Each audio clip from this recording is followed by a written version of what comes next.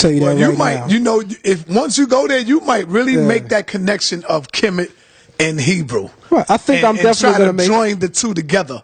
You know, because I always said, brother, I said this many times that the Kemetic priests that's in Kemet were the same people of the Hebrews. Okay. They were the same people. We just fighting over things that, you know, we thinking they were different. No, they just moved on to another culture.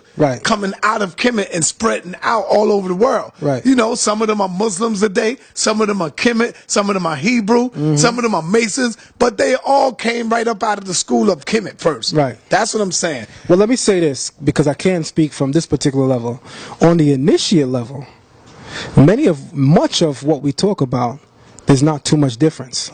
You see, most of the differences that we argue overtly about are differences that occur to people not deeply immersed in the languages of their texts. Real quick.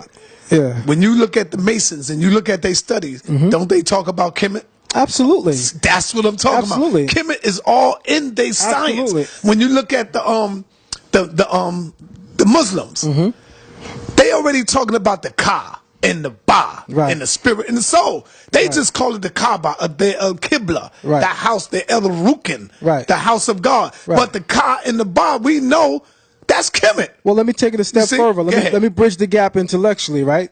A lot of people may not be aware of this, but I speak from an initiate level. That's number one. So let me say this. We know that the pyramid in Kemet is called a Merkut. We know that the soul has 2 degrees, or 2 faces, if you will. I'm speaking conceptually right now, or metaphorically. We know that there's the Ka and there's the Ba.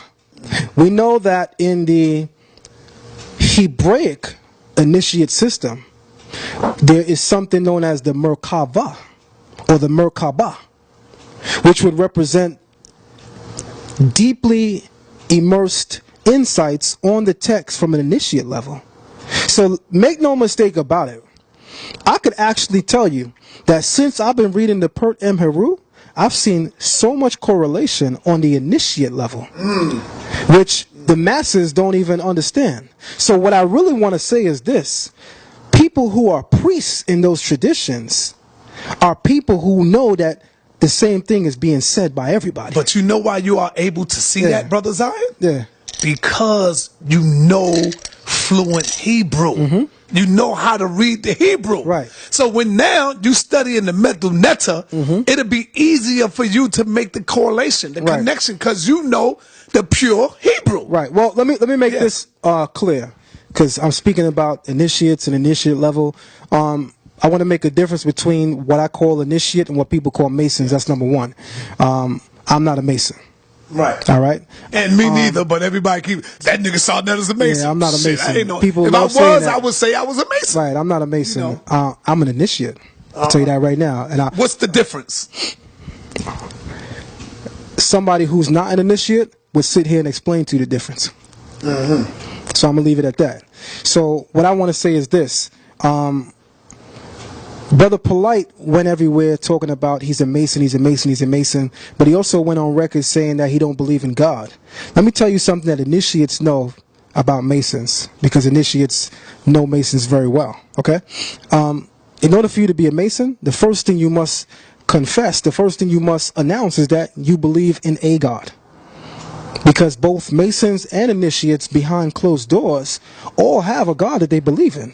So don't let nobody tell you that they're a Mason but they're an atheist. Don't let somebody tell you that they're an initiate but they don't believe that there's an actual divinity higher than them. Don't let people start talking about mystery schools but cannot tell you about the mystery God. You brought out, going back to the debate, you brought out something, brother, that I have never heard, brother.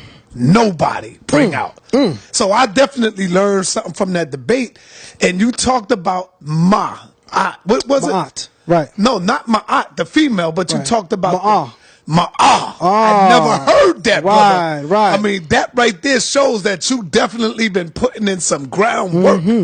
Can you elaborate more on that? Give us followers out there some more information on what is Ma'ah. Right. Well, let me say this. When we open up the Pert Emheru, some of the very first concepts we encounter is Ma'ah. Ma'ah. Without the feminine derivation at the end, without the feminine suffix T, ma'at, we first encounter ma'ah. But we know that this is not a deity as yet. We know that when we encounter ma'ah in the Pert Heru, it's speaking of to see, it's speaking of to consider, or to think, or to look, or to ponder. These are some of the nuances of meaning in the Pert Heru for ma'ah. That's something that literally opened my eyes when I began to understand the full spectrum of thought implicit within the term ma'at, that I had to first understand it was based on the idea of spiritual perception. So when we speak about ma'at being truth, justice, reciprocity, balance, and righteousness, and harmony, these are all synonyms. But the literal meaning of ma'at and ma'ah is truth. So ma'ah representing the male principle. Ma'ah as a deity first being introduced in the Shat and Duat. We talk about the Pert Heru. Nobody want to talk about the Book of Gates.